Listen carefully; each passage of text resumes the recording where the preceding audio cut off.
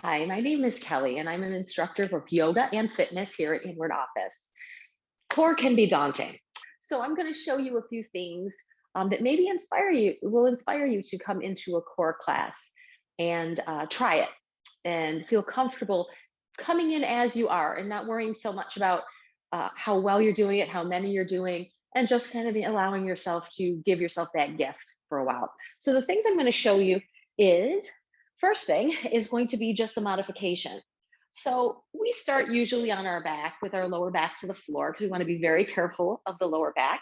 And we're going to bring the hands behind the head and have the elbows out to the side. Every time we lift to crunch, we're lifting the chest up towards the sky. We don't want to draw our chin towards our chest or our elbows in. That cranes the neck.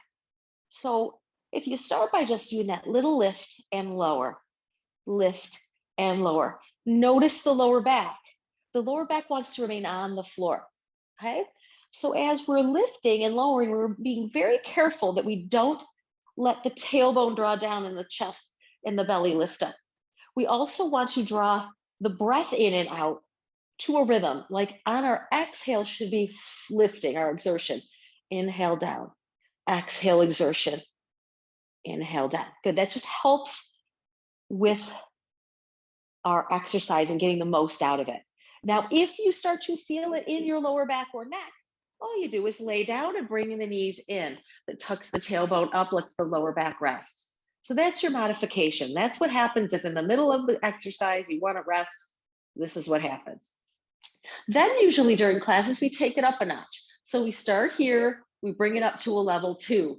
Our knees are bent, feet are flexed. You'll notice immediately lower back wants to dip. The legs really get heavy. So you want to draw the lower back down again, maybe lift the heels a little bit. And we do the same thing, lifting and lowering, lifting and lowering. So just a nice gentle movement, crunching, exhaling, drawing that navel in and the lower back down every time.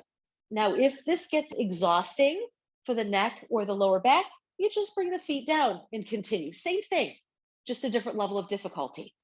Or if it's all the way too much and you're feeling it too much, you reset by bringing the knees in and then starting again. So you can always do that. There's no worries. It's all about what you want to do for the next half an hour when we're working.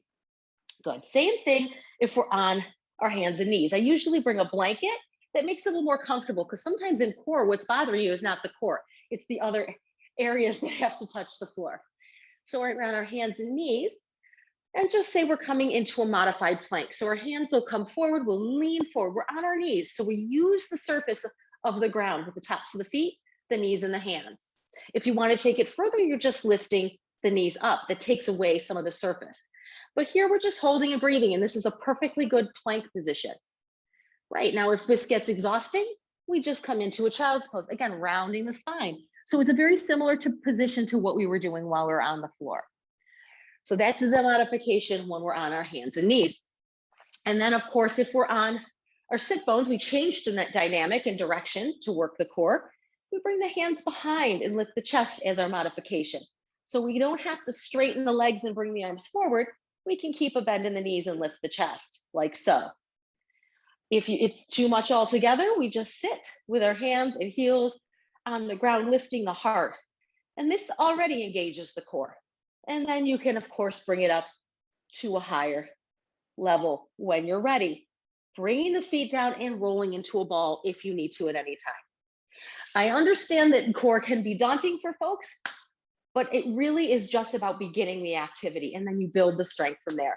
I really appreciate you spending this time with me. Have a great rest of your day.